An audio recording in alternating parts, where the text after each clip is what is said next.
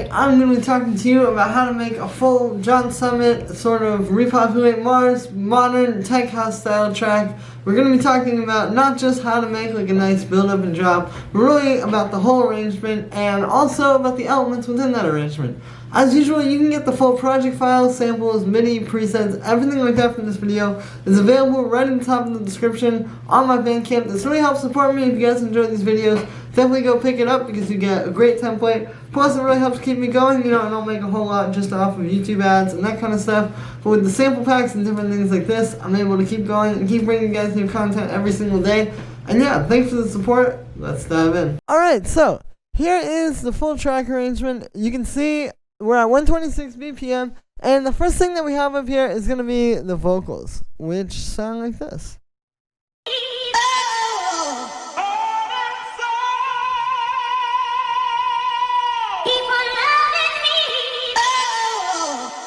Now what we're doing here is you can see it's 3 different vocal samples that we're kind of putting together to make like one vocal, right? Because this isn't really like a standard like sung vocal where you're going to have like, you know, a verse and a hook, or even like in this case, you know, like it wouldn't even be the type of track where you would want to have like a whole like verse or like a whole hook. Like it's just like something simple like this that's very catchy. That's a lot more memorable because it's like less words, you know?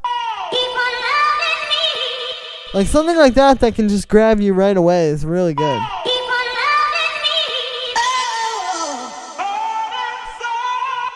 And then we're just spacing them out so that you don't have any, like, obviously it's not just 2 vocals playing at one time or anything like that, but at the same time, like, it's going to fill out the whole arrangement.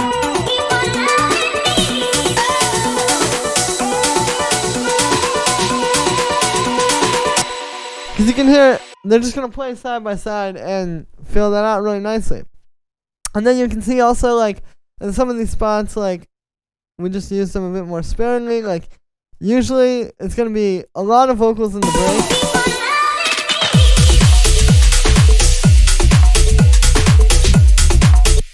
And now, like, once we get over here, the vocal just has that little...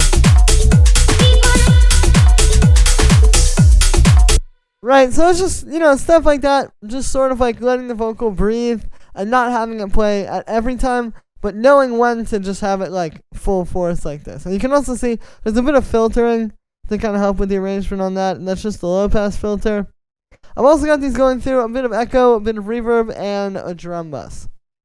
Then after that, we have the basses, which sound like this.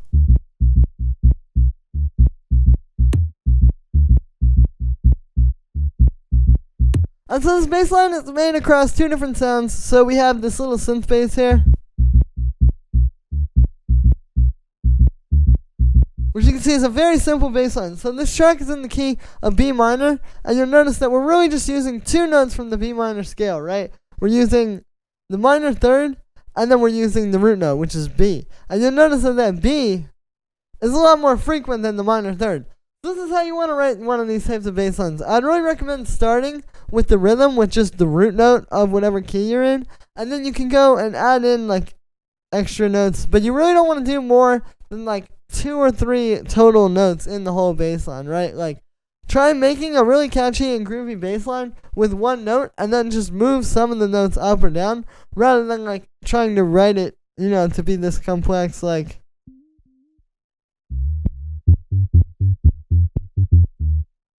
Yeah, you don't need all those notes, right? Just keeping it simple like this is going to work best. And for the sound on this one, this is made with Operator, so what it is it's actually a square wave with a little bit of FM from a sine wave. And then that's going into a low pass. So here's without the filter. So you can hear it's a very fat and full sound, but then we add the filter.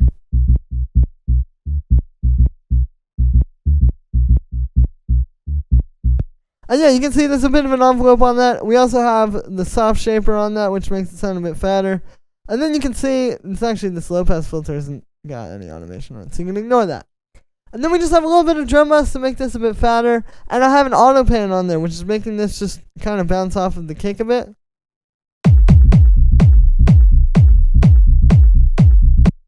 Now you can also hear that there's a second layer to the bass line.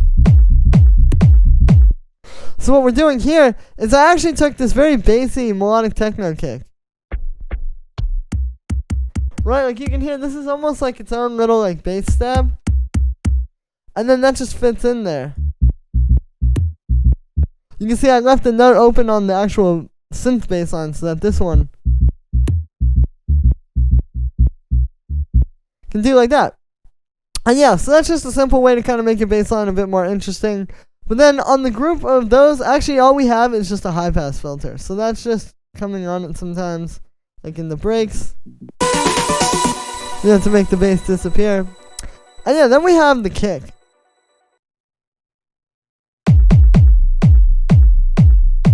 Which this kick is made using my patented layering method, where essentially we take EQ3 and then it's just two already very solid sounding kicks. In the case of this one, it's like this 909 kick. And then this more like housey kick. And what's happening is it's very simple layering where we're just taking the mids and highs from one kick and the lows from another kick, and then you just stack those on top of each other. So yeah, pretty simple stuff there. And then that's just going through a tiny bit of saturation. Here's without it. And then with it, you can hear it makes the kick just a little bit fatter and more glued together. And then finally, we just have a high pass filter, which is just the same as the one that was on the bass, just coming in. You have to make this kind of disappear in some parts. And yeah, so that's the foundation of the track. It's going to be like the kick and the bass, and then those vocals. But then after that, we have the percussion, which I'll play it all together. And you can just kind of hear what's going on there.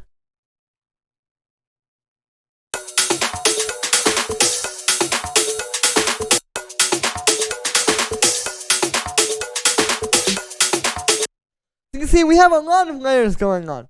And this is going to do two things. One, obviously, it's going to make it a very full sounding groove, because this style of house is very much about like kind of creating so much of this stuff that like you're not missing all the other stuff, right? Because like we don't really have much in the way of like a synth melody or like, you know, that much harmonization or chords or anything like that. So essentially like we're trying to fill in all that space that would have synths and pianos and all that kind of stuff with just this like full sounding percussion and a very interesting groove that's going to speak. Yeah, it's going to speak for itself, and you're not like missing all that other stuff. And really what this comes down to is starting with the main things, like for example like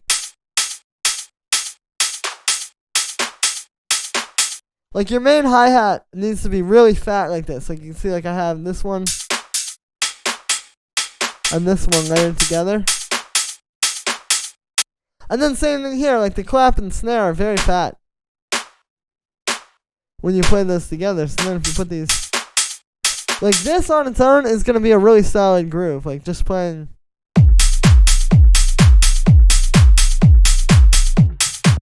You know, and then we move up to other stuff like I have like this shaker loop that I chopped up here. You can see.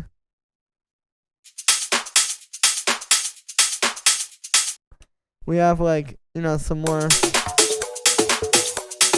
like some live bongos.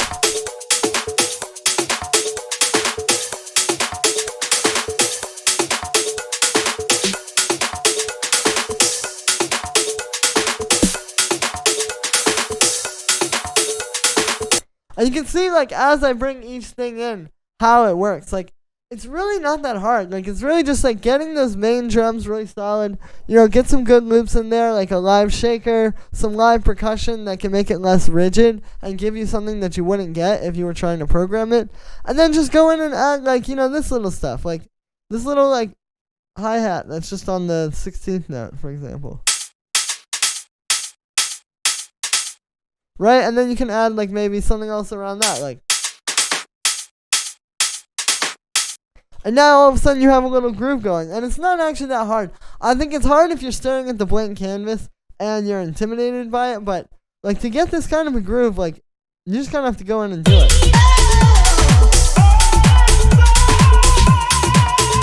And then same goes for all the other little background percussion. You know, it's just going, like, one by one and stacking it up until it feels as full as a track. And yeah, so then the other thing that's happening with that percussion, like I said, there was two things. The first thing was that it's filling up all the space that you would have with like synths and pianos and melodies and all that. The other thing though is that it gives you an arrangement tool, because now, like in the intro, you can have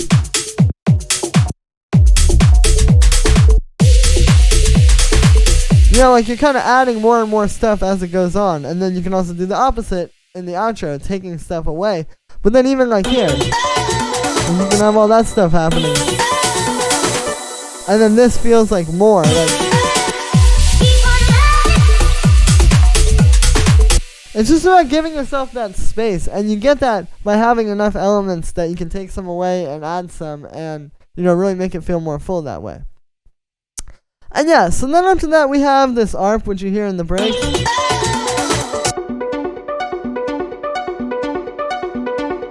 Now the way this ARP is being made, here are the notes. So again, we're just in the key of B minor, and if you look at these, it's all going to be pretty straightforward B minor scale stuff. So like for example, we have root note, minor third. This would be the 6th.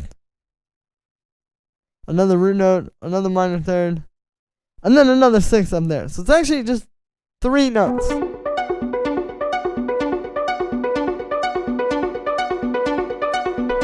But it's just that call and response where the first part is do-na-na-na, do-na-na-na.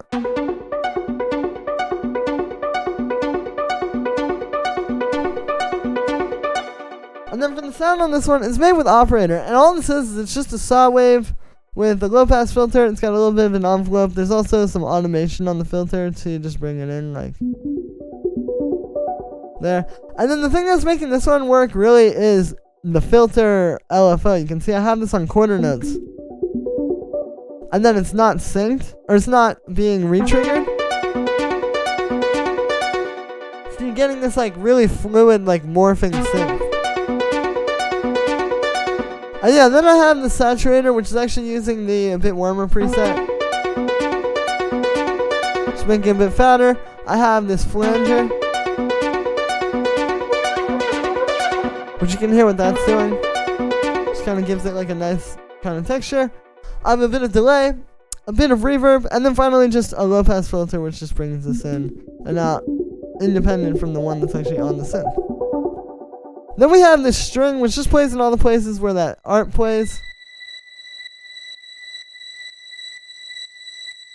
And yeah, that's pretty simple. It's just this nice high string sample, like a very deep house sort of. Then you can hear that just fits really well over top of that ARP. And yeah, that's just going through a bit of reverb. I have an auto pan on there to make it bounce off the kick. And then we have a low pass filter, which just brings it in and out. And then the last thing down here is just going to be all the effects, which you can see it's not going to be too many, but there's something happening once we really get into the track at about bar 33 here. There's something happening almost every single 8 bars, right? Like you're going to have something that's just either building, like even if it's just a little reverse crash, or maybe it's a crash hitting right on the 1 or something like that. Every 8 bars there's something to just grab your attention. And the thing is, you can have the most solid stuff happening up here, right? With like these main elements.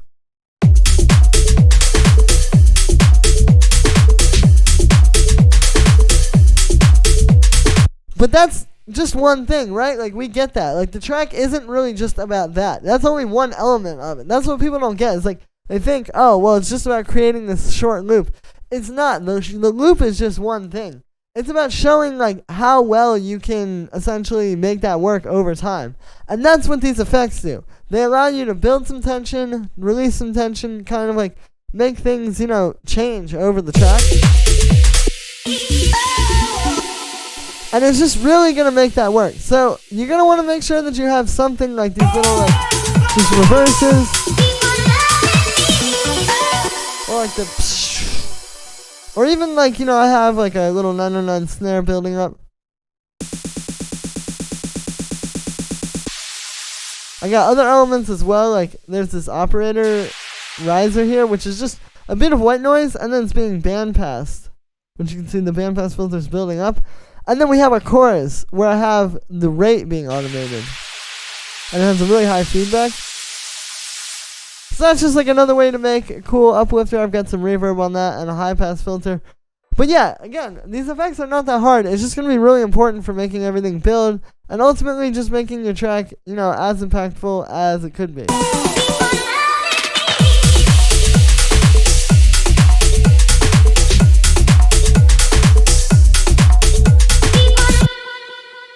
Yeah, so that's gonna be it for this one, guys. I hope you enjoyed. As always, make sure to like this video as well as subscribe, and let me know what you think of this video in the comments. Like I said in the beginning, you can get the full project file, samples, MIDI, presets, everything like that from this video is available right at the top of the description. Again, it really helps support me if you guys are enjoying these videos. Don't make a whole lot just off of YouTube ads, but with this stuff, I'm able to keep going and keep bringing you guys new videos like this every single day. And yeah, thank you so much everybody for the support, and I will see you tomorrow with another video.